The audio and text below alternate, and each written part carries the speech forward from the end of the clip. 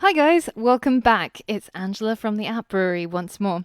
So in the last lesson, we looked at the power of variables and how we can easily create them using the var keyword.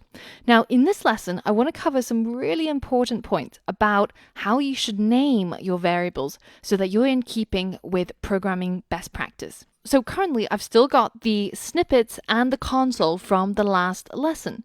Now this is a good point to show you that if you want to clear the console because it's getting a bit too messy or you're seeing too many messages, then you can simply hold down Command and press K on Mac, and on Windows you can hold down Control and press K, and this will clear your console. But remember, this does not clear the information that's been stored inside the browser. So for example, if I write my name again, it will still know that my name has the value of Angela. So in order to clear all of the data, we're going to have to do a hard clean.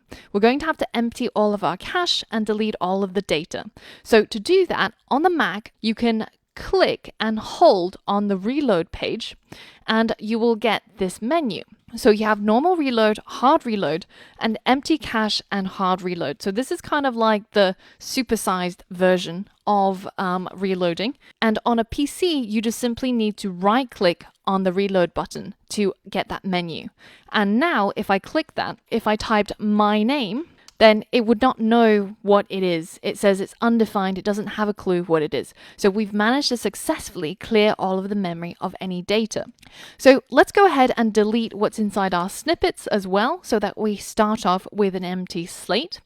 And what I want to show you is that there are some rules that govern how you should name your variables. Now, so far we've been naming our variables my name or your name, and that kind of makes sense for the context that we've been using it in. But actually, it doesn't matter what you call your name. You could call it any string you like, and JavaScript really doesn't care.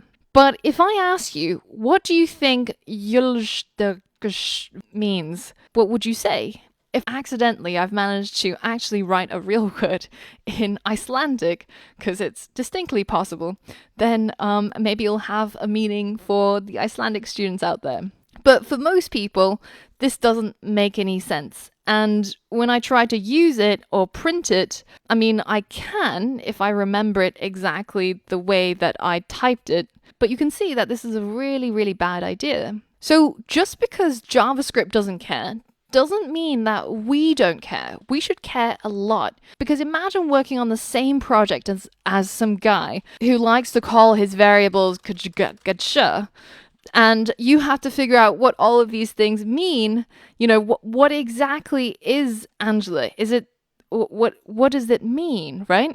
It's kind of like if you only speak English and 我只会说中文, it would be pretty hard for us to be friends or work together, right? So always give meaningful names to your variables, and remember that with great power comes great responsibility. Or even better, remember that the next person who has to look after your code could very well be an axe murderer. So there are some common rules that good programmers will follow. First of which is give your variables meaningful names so that anybody can figure out quite easily what is the data that's likely to be stored inside it. It's like if you had named all of your folders on your desktop untitled folder 1, 2, 3, 4, 5, 6, then you will be spending hours and hours digging through each of these folders trying to find the things that you're looking for. And instead, if you named it pictures or movies or documents, then it would be a lot easier to try and figure out what they contain. And it's the same story here with variable naming. So aside from this, there are certain things that JavaScript will not let you do when you're trying to name your variables. So for example, I can't call my variable var, because this would be insanely confusing. And JavaScript does not actually allow you to do this. You can see that we've got this little error here, and it already tells us that we can't structure our code like this. But you can, however, have a variable name that contains keywords.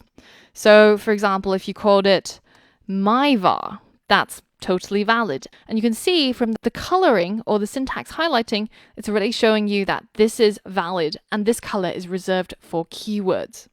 Now, the other rule is that your variable name cannot begin with a number.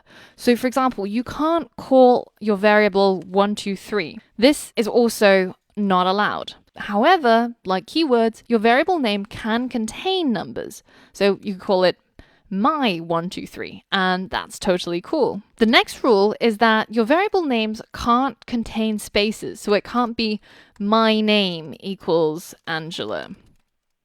This makes absolutely no sense because it treats that space as if you're trying to write another different bit of code. The first word that comes after var and a space is going to be seen as the name of your variable. So your variable is called my, and so it doesn't know what to do with this extra name thing that you've squeezed in here. So no spaces, basically. And finally, the names can only contain letters, numbers, the $, and an underscore. No other symbols are valid for naming a variable. So for example, you can't call your variable my dash name. This is not valid. However, if you wish, you can call it my underscore name. That is a valid variable name.